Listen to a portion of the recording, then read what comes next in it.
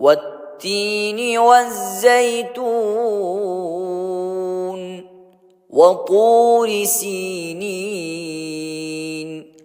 وهذا البلد الأمين لقد خلقنا الإنسان في